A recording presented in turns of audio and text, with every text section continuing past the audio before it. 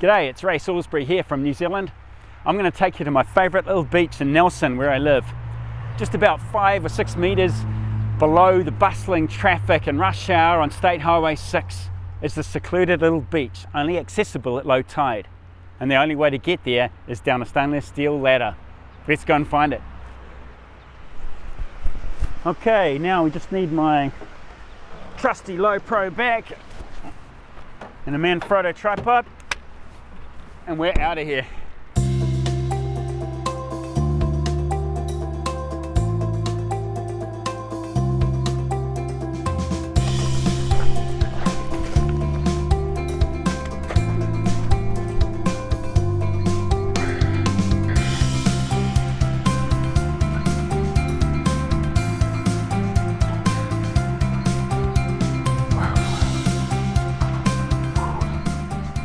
Great, I'm back on my beach. Well, that was the intro back there, or at least the entree. For the main course, we're going to look at composition. I'm going to scout this little beach here, this rocky sandy cove, and find out the best place to put my tripod and see what the light's doing, what the cloud's doing, where the sun's going to set, and nail my composition. Let's do it.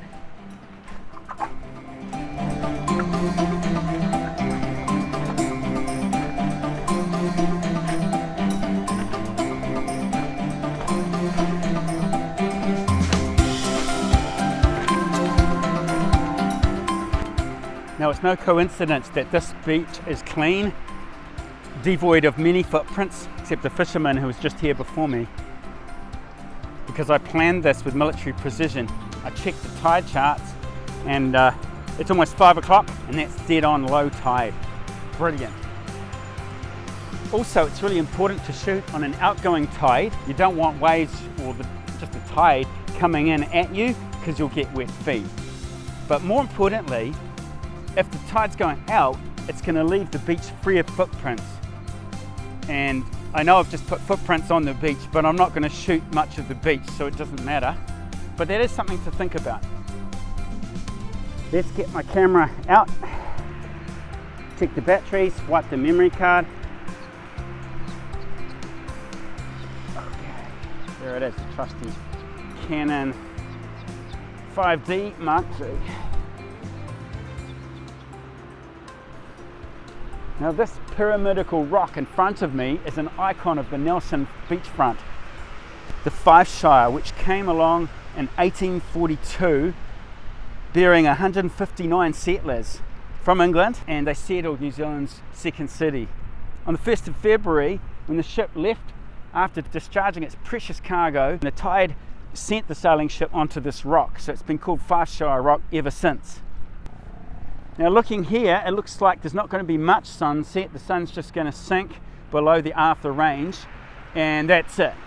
No big light show. Tonight, I want to zero in just on the rock and perhaps the sun and get a more creative two-dimensional abstract shot. So I'm putting my telephoto lens on the camera. Right, now how does that look? That's really what I'm after. So I've managed to snap off some bracketed shots of Fife Shire Rock with the sun doing a sun star effect just behind the rock. So I positioned myself so the sun was sort of hidden. I focused on the rock itself, and then the sun crept over further to the west and it started appearing. I love the sunburst or sun star effect by getting a really narrow aperture like f/32. So I'm pretty chuffed with this image. It's really simple and abstract. But let's hurry up and wait and see what the blue hour has to offer. Well, I've been waiting here now for several hours. It's way past 6 o'clock, the end of the blue hour. It's got dark enough now to really get some abstract shots. I've decided I really want to flatten the sea and just play around with my new NiSi filter set, which I've attached to the front of my lens. So let's have a go at that. I've got my NiSi filter bag here, it's really good. Now, I can darken the sky here using an ND Grad filter, and here I've got a soft 4-stop.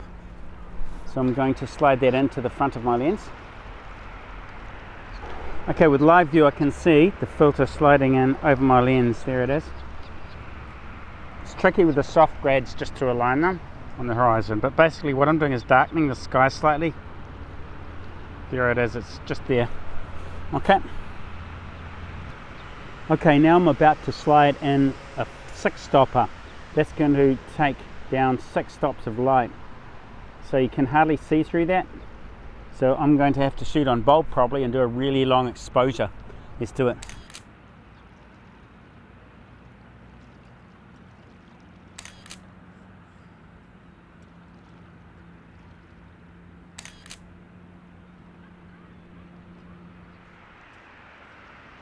Wow, what's happened now is it's got so dark at the end of the blue hour that the warm phosphorescence of the street lights has lit up Five Shire Rock. Wow, that really makes the subject matter stand out a lot better than it did when it was silhouetted against the sun, when it was backlit by the setting sun. So sometimes if you hurry up and wait and you're patient enough, you wait right through the blue hour, you can get some magic happening. Here we actually have a primary color scheme of yellow, red and blue. The cold blue hues of the sea and the shadowy mountains totally contrast with the warm colors and the last residue of the sunset lighting up the sky. So I'm quite rapt with this. It's an abstract using 3 primary colors.